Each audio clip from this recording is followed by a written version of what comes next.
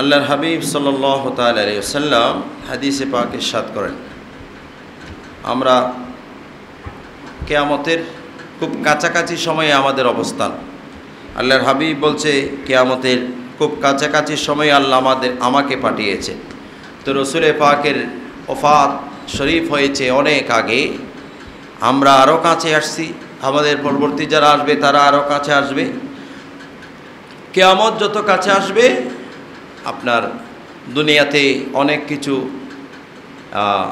এমন এমন আলামত আসবে, এমন এমন হেরফের হয়ে যাবে যে বোঝা যাবে না, ধরা যাবে না, এইরকম অবস্থা হয়ে যাবে। আন নবী খুরাইরাতা ক্বালা সামিতুন নাবিয়্যা সাল্লাল্লাহু আলাইহি ওয়াসাল্লাম ইউহাদ্দিসু জাআ আরাবিয়্যুন ফাকালা মাতাস সাআতু। আল্লাহর হাবিবের সাহাবী আবু খুরাইরা থেকে বর্ণিত, তিনি বলেন রসুলে পাকের কাছে একজন আরবি মানুষ আসলো, বেদুইন মানুষ আসলো, এসে জিজ্ঞেস করলো মাতাস সাআতু ইয়া রাসূলুল্লাহ, কিয়ামত কখন হবে? ফাকালা ইযা দুইয়াতিল আমানাতু। আল্লাহর হাবিব বলল, যখন আমানত খোয়া হয়ে যাবে, রক্ষা হবে না, তখন কিয়ামত হবে। ক্বালা কাইফা ইদাআতুহা। আল্লাহর হাবিব বলল, সেই লোক বলল রসুলে পাক ইয়া রাসূলুল্লাহ, সেটা কিভাবে হবে? ক্বালা ইদা উসসিদাল আমরু ইলা গায়রি আহলিহি। যখন যে যার উপযুক্ত নয় সে যখন সে কাজ করবে, যে যেটা করার উপযুক্ত নয় সেরকম যখন বহু জায়গায় এরকম তৈরি হয়ে যাবে।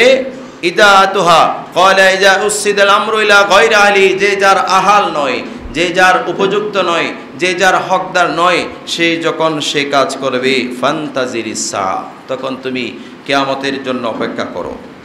এই হাদিসে পাক পড়লে মাঝে মাঝে আমারও মনে হয় আমিও কোনো এখানে পড়ে গেছি কিনা। কেন মনে হয়? এখানে যারা খুতবা দিতেন অনেক বড় আলেম ছিলেন। আল্লামা আনোয়ার ইসলাম খান রহমতুল্লাহ আলাইহি, আল্লামা নুরুল হুসাইন রহমতুল্লাহ আলাইহি অনেক বড় আলেম ছিলেন, অনেক বড় আলেম ছিলেন। তো এখন এমন অবস্থায় আসছি, আমরা এমন অবস্থায় আসছি, আমি কাপড় চোপড় পরছি, হুজুরের লেবাস পরছি, আপনারা মনে করতেছেন আমি বড় মৌলানা, কিন্তু এটা কাপড়ের নাম মৌলানা নয়, আপনার লেবাসের নাম মৌলানা নয়, এলমের নাম হচ্ছে মৌলানা। এলম, এলম কাকে বলে? এলম কাকে বলে? আমরা মা মানাল এলম, এলম কি? এলম কাকে বলে? এলম হচ্ছে আল ইদরাকু ওয়াল মারিফাতু ওয়াল ফাহম। এখানে একটা বোর্ড আছে, এটাতে লিখে দিলে আরো সুবিধা হতো। আমরা ইনশাআল্লাহ আমাদের মোতাল্লি সাহেব বলছে দোতলায় গেলে আমরা আমাদের তকরিরের সময়কে ভাগ করে অর্ধেক তকরির করব আর অর্ধেক মাসালা বলব, আর অর্ধেক তকরির করব। 40 মিনিট তকরির হলে 20 মিনিট তকরির, 20 মিনিট মাসালা। এই জিনিসগুলো আপনাদেরকে বুঝাতে হবে। কেন?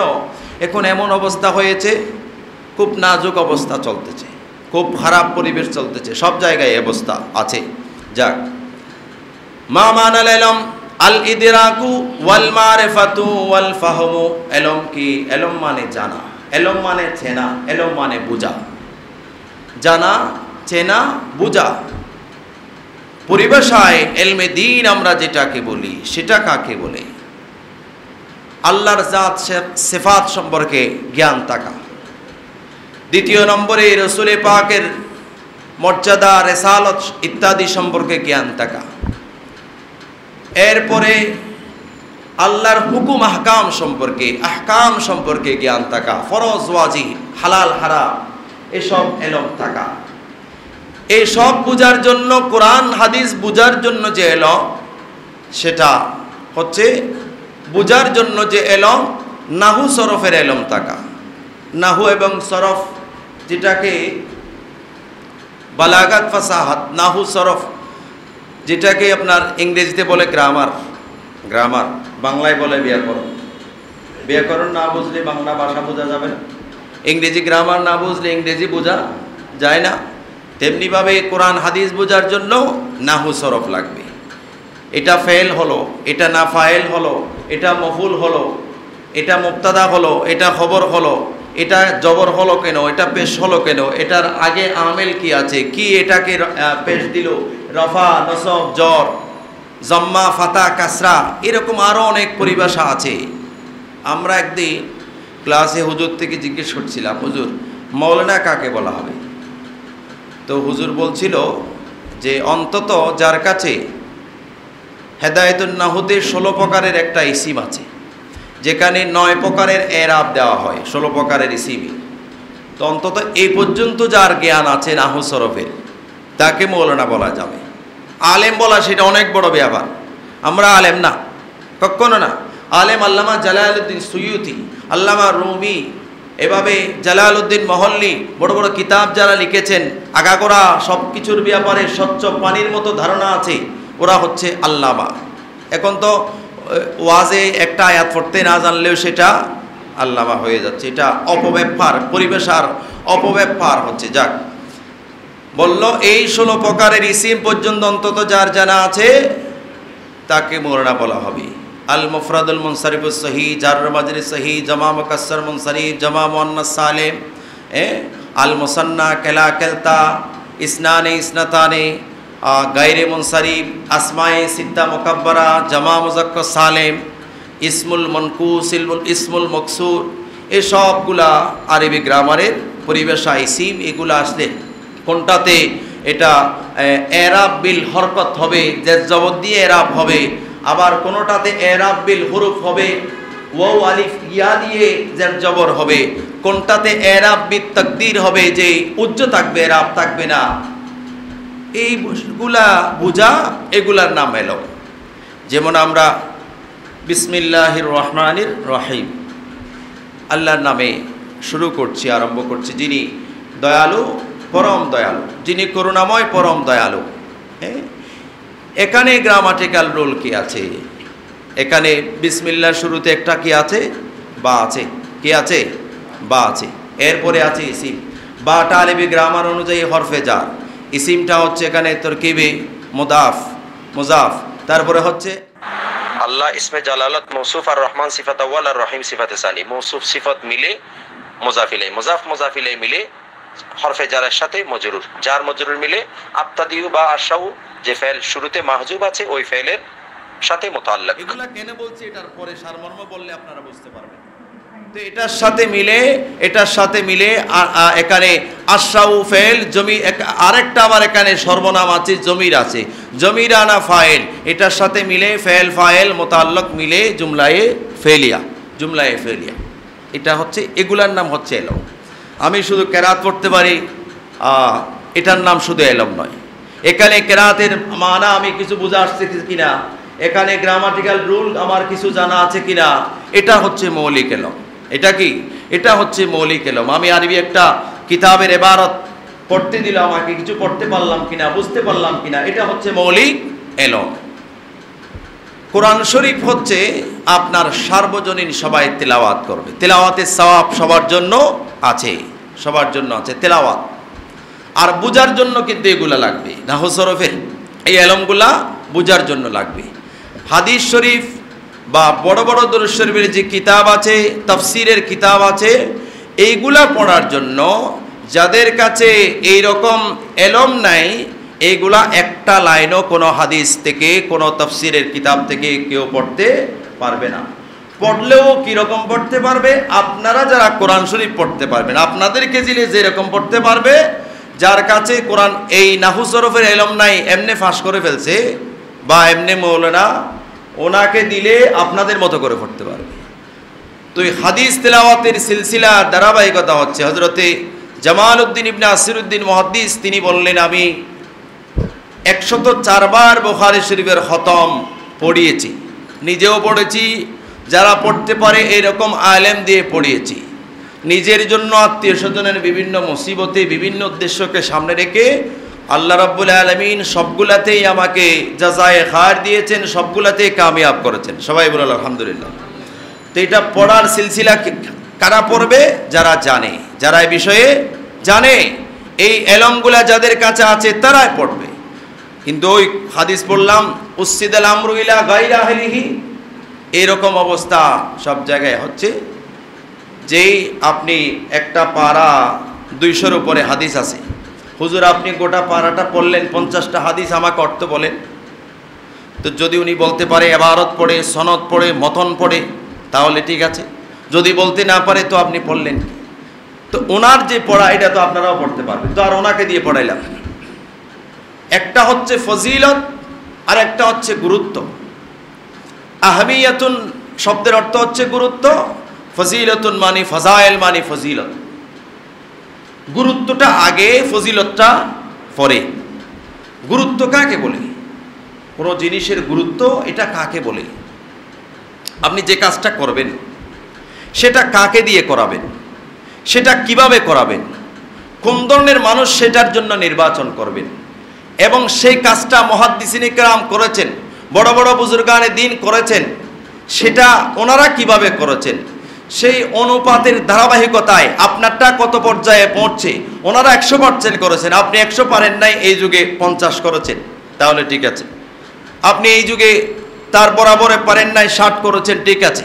আপনি ওনারা 100 করেছেন, আপনার কাছে 5ও নাই, 16 আনার মধ্যে 1 আনাও 2 আনাও নাই, তো আপনার আহমিয়াত গুরুত্বর সাথে ওনারা যে কাজগুলা করেছেন বুজুর্গানে দ্বীন মুহাদ্দিসিনে কেরাম, সেটার সাথে যখন আপনারটার সাথে মিলের মধ্যে বিশাল তফাৎ হয়ে গেছে, তাহলে এখানে কমজোরি আর কমজোরি, আজিজি আর আজিজি, এখানে নাকেস আর নাকেস, এখানে কোনো কিছু হবে না। ইমামে বুখারী রাহমাতুল্লাহ আলাইহি এক জায়গায় হাদিস সংকলন করতে গেছেন। বুখারী শরীফের হাদিসের বা হাদিস সংগ্রহের যে গুরুত্ব, হাদিস তো মুহাদ্দিস যে যার থেকে হাদিস নেবেন তিনি মেষ ছাগলকে আপনার খাবার দেখিয়ে ছাগলের পালকে ডাকতেছেন, খাবার দেখাচ্ছেন, মানে দেখালে খাবারের বাটিটা যেটা করে খাবারের বালতি যেটা আছে, যেটা করে খাবার খাওয়ায় ছাগলদেরকে, ওটা দেখাচ্ছে ছাগল আসার জন্য। তো ইমামে বুখারী রাহমাতুল্লাহ আলাইহি বলল যে উনি ছাগলকে খাবারের বালতি দেখিয়ে ছাগলদেরকে ডাকছেন প্রতারণার একটা আশ্রয়, যেটা পশুর জন্য জায়েজ, ফতোয়ার দিক দিয়ে জায়েজ, তাকওয়ার দিক দিয়ে জায়েজ নয়।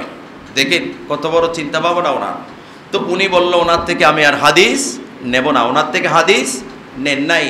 সেই রকমের গুরুত্ব এই হাদিসগুলাতে দেয়া হয়েছে, সেই রকমের গুরুত্ব দেয়া হয়েছে।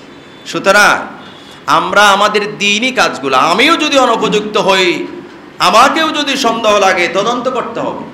তদন্ত ছাড়া দ্বীনি কাজগুলো হয় না। সুন্দর সুচারু পরিপাটি হতে হবে। কাকে দিয়ে করাবেন, কিভাবে করাবেন, যে কোনো কাজ করতে পারে না। সুতরাং কারো জন্য সুপারিশ করা, আমরা সহজ সরল সাধারণ মানুষ, আপনারা যারা আছেন সহজ সরল, অনেকেই আবেগবশত কারো জন্য সুপারিশ করেন, কারোর জন্য সুপারিশ করেন। অনেক সময় আমরা সুপারিশের ভিত্তিতে তাকে দাওয়াত দিই, কিন্তু দেখা যাচ্ছে উনি পারে না। আমি জানি কনফার্ম উনি পারে না, কনফার্ম আমি জানি উনি পারে না, কিন্তু আপনি সুপারিশ করছেন, আমার কিছু করার ছিল না। এই সুপারিশ, এটার থেকে দুর্নীতি। রাষ্ট্রের সব জায়গায় এটার থেকে দুর্নীতি হচ্ছে, রাষ্ট্রের সব জায়গায় এই সুপারিশের মাধ্যমে কি হচ্ছে, দুর্নীতি হচ্ছে। তো আমাদের এই পর্যায়েও হচ্ছে, এই পর্যায়েও হচ্ছে। সুতরাং আল্লাহ আমাদেরকে আমাদের দ্বীনি যে কাজগুলা, সেগুলা ফজিলত আমি পাওয়ার আগে, ফজিলত সম্পর্কে জানার আগে, ফজিলত মানার আগে সেটার আহমিয়ত, সেটার গুরুত্ব মানতে হবে। সেটার গুরুত্ব না মানলে ফজিলতটা আসবে না, ফজিলতটা আসবে না, সেটার গুরুত্ব আমাকে মানতে হবে। আল্লাহ আরও কত বিষয় আছে, সেটা আরও কত বিষয় আছে এই আরবি এই জিনিসগুলা বোঝার জন্য। এই জিনিসগুলা বোঝার জন্য মরফুয়াতের প্রকার আছে, মনসুবাত আছে, মজরুরাত আছে, কোথায় রফা হবে, নসব হবে, জ্বর হবে, সেগুলার প্রকারগুলা কি কি আছে, কোন পর্যায়ে পড়েছে, আরও কি বিষয় আছে, আরও কত বিষয় আছে, সেইগুলার কোনো কিছুই উপস্থিত নাই। তাহলে ওনাদের এইরকম কারো দ্বারা এই কিতাব পড়া কখনো সম্ভব হবে না। এবং সিলসিলা হচ্ছে কোরআন শরীফ যে কেউ পড়বে তেলাওয়াতের সওয়াব আছে, কিন্তু এই কিতাবগুলা পড়ার জন্য সিলসিলা হচ্ছে যে আপনার মুহাদ্দিসিনে কেরাম যেই দিক নির্দেশনা নির্বাচন করেছে ওই মানদণ্ডের ভিত্তিতে হওয়া উচিত। না হলে আপনার কাছে গুরুত্ব না থাকলে ফজিলত পাবেন না, গুরুত্ব না থাকলে ফজিলত পাবেন না। শুরুতে আমি এলমের যে বর্ণনা দিচ্ছি, মারেফা পরিচয় চেনা। আপনি যেই হাদিসটা, যে কিতাবটা তিনি নিয়ে বসেছেন সেটা তো তিনি চেনেই না, সেই হাদিসটা তিনি চিনেই না, সেই লফজগুলা তিনার চিনাও নাই, চিনে না। মনে করেন আমি ওনাকে চিনি, ওনাকে আমি চিনি, এটা একটা এলম, পরিচয় জানি, ওনাকে চিনি আমি, ওনার পরিবার সম্পর্কে আমার ধারণা আছে, ওনার সম্পর্কে ধারণা আছে, উনি কী করেন এই সম্পর্কে ধারণা আছে, এটা একটা এলম। তো এইভাবে হাদিসের শব্দগুলা চেনা, জানা, এগুলার সাথে পরিচিত হওয়া। তো পরিচিত না হলে এলম কোত্থেকে আসবে? পরিচিত না হলে এগুলার এলম কোত্থেকে আসবে? আল্লিদেরাক, বুঝা, জানা, মারেফা, চেনা, ফাহম, বুঝা, এগুলার নাম হচ্ছে এলম। আরাফাতে ময়দান আছে না, পরস্পর পরিচিত হওয়ার স্থান আরাফা, আরাফার ময়দান, সেখান থেকে আরাফা আরিফু, পরিচয় হওয়া, পরিচিত হওয়া। আপনি না চিনলে, না জানলে, না বুঝলে পড়বে কেমনে? হুজুর ফাঁস কেমনে করছে? আরে ফাঁস তুই আর টুলটেবিলও করি ফেলার, শিক্ষা ব্যবস্থার যে অবস্থায় কি করি ফেলার দে, টুলটেবিলও ফাঁস করি ফেলার, এক পৃষ্ঠা বাংলা লেখিন না পারে। বহু স্টুডেন্ট এমন আছে আমাদের লাইনে বলেন, অন্য লাইনেও আছে।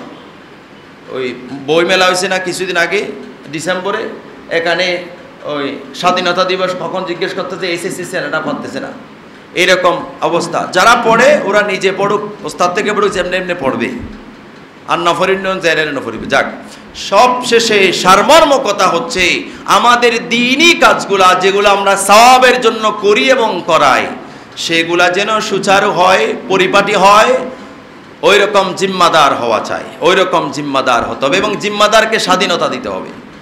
আল ইমামু জামিনুন, আল্লাহর হাবিব বলছে ইমাম জিম্মাদার। আল ইমামু জামিনুন, ইমাম জিম্মাদার, ইমাম পরিচালক। ওয়াল মুয়াজ্জিনু মুতামানুন, মুয়াজ্জিন আমানতদার। আল্লাহুম্মা আরশিদিল আইম্মাতা, আল্লাহ ইমামদেরকে আপনি সৎ রাস্তায়, সৎ পথে চালান। ওয়াগফির লিল মুয়াজ্জিনিন, আল্লাহ মুয়াজ্জিনদেরকে মাফ করুন। রাসূল পাকের হাদিস। ওই রকম জিম্মাদার হতে হবে। জিম্মাদার মানে পরিচালক, এবং জিম্মাদার যিনি ওনাকে পরিপূর্ণ স্বাধীনতা দিতে হবে। আল্লাহ আমাদেরকে বোঝার তৌফিক দান করুন। আমিন। ওয়া আখির দাওয়ানা আলহামদুলিল্লাহি রাব্বিল আলামিন।